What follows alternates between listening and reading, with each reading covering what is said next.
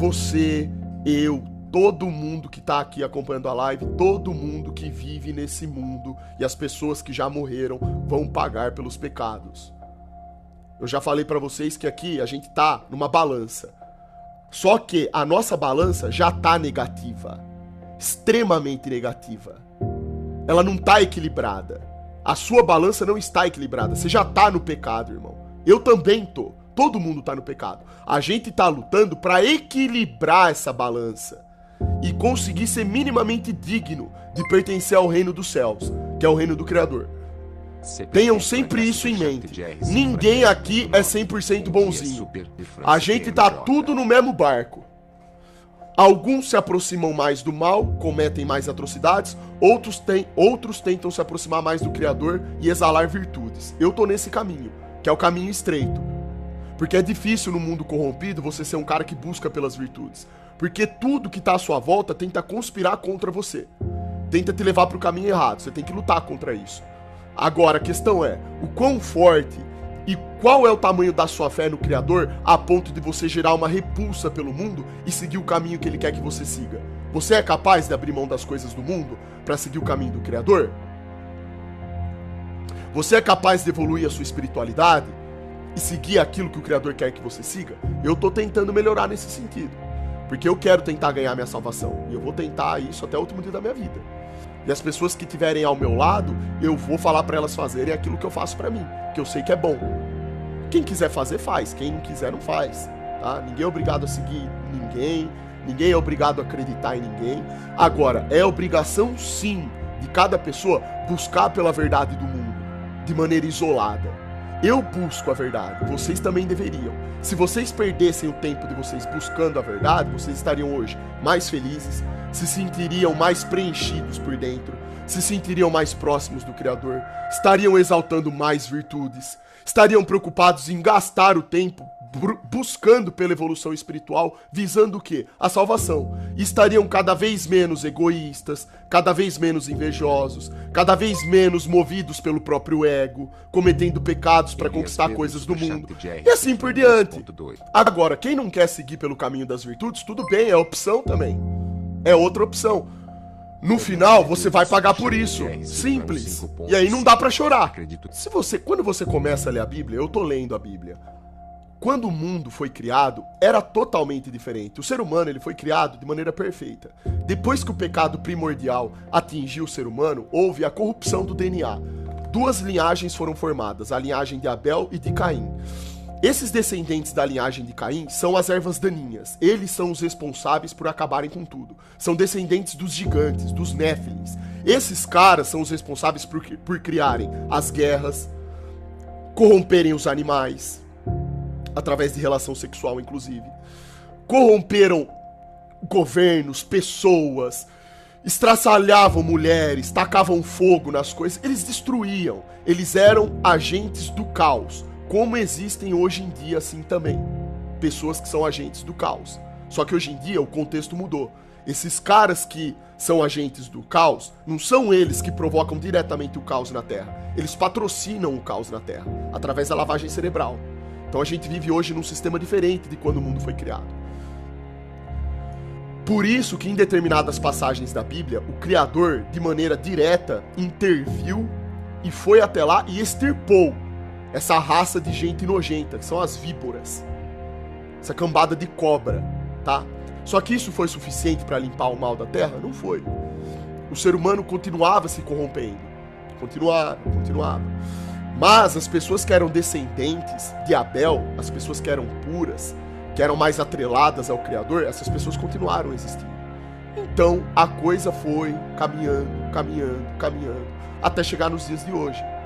E hoje a gente vive dentro desse contexto. Qual que é o contexto de hoje em dia? Você nasce sendo um escravo. Escravo em que sentido? Aqui, ó. Você nasce, enquanto você é criança e você tem pureza ainda, você está mais próximo do Criador. Mas à medida que a vida vai passando, você vai se corrompendo. Podem reparar, observem ao seu redor. À medida que o tempo passa, a tendência, o que vocês irão observar é que as pessoas se corrompem. À medida que o tempo passa, elas pioram e não evoluem, não melhoram. Por que isso acontece? Porque nós estamos dentro de uma Matrix aqui. É um sistema que controla o seu pensamento. É um sistema que vai determinar qual linha de raciocínio e perspectiva diante do mundo você terá. E com base nessa perspectiva, você vai trilhar o seu caminho.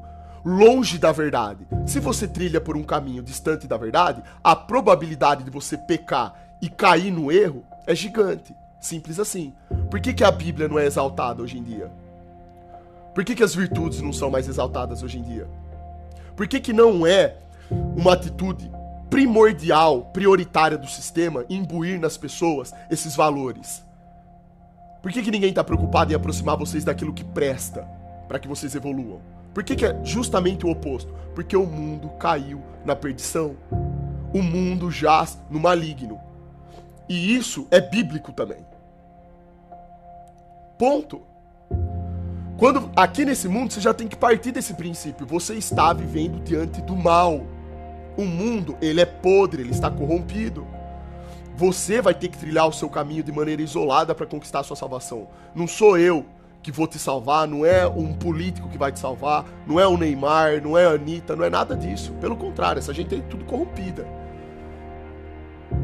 Você tem que buscar pela sua salvação de maneira isolada. Como que eu busco? Lendo a Bíblia e sendo um exaltador de virtudes. Eu tenho que ser um cara que busca sempre fazer adormecer tudo aquilo que não presta dentro de mim. Porque em todos nós existe uma escuridão, existe uma coisa que não presta, que infelizmente às vezes é estimulada de maneira muito forte na nossa vida e às vezes acaba dominando a gente. Mas também tem a parte boa. Alguns estão mais próximos da parte boa, outros estão mais próximos da parte ruim. Cabe a você determinar o resultado.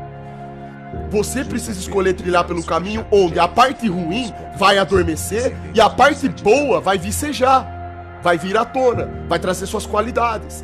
E assim, à medida que o tempo vai passando, você vai lutando. A vida é luta constante. Todo santo dia você tem que lutar contra os estímulos do mundo que querem te corromper. É fácil fazer isso? Não. Já é difícil vocês parar de bater punheta vendo pornografia. A pornografia é uma das coisas mais satânicas que existe no mundo. Olha quantas pessoas estão viciadas nessa porcaria. Você acha que esses caras conseguem existir e sobressair? Vocês acham que essa indústria existe? Por quê? Porque as pessoas acessam. Quanto maior for o pecado da humanidade, mais pessoas irão abusar desses pecadores e fazer dinheiro em cima dessa coisa nojenta, dessa podridão. Por isso que é interessante para o sistema que nós sejamos NPCs, que a gente não questione nada, que a gente não busque pela evolução. Quanto mais a gente permanece no pecado, mais a gente é enganado, mais eles tiram o nosso dinheiro, mais eles obtêm controle sobre os nossos pensamentos e a nossa vida. É assim que o sistema age. Então tem várias coisas ruins que afetam a gente diariamente. E tem pessoas que estão tão dormentes que elas nem percebem isso, infelizmente. Afinal de contas, quantas lives vocês abrem com pessoas falando isso que eu tô falando pra vocês aqui agora? Quantos canais do YouTube vocês veem falando essas coisas que eu tô falando aqui pra vocês agora? É uma minoria. Você conta nos dedos, na verdade. De uma mão ainda. O resto é só abobrinha.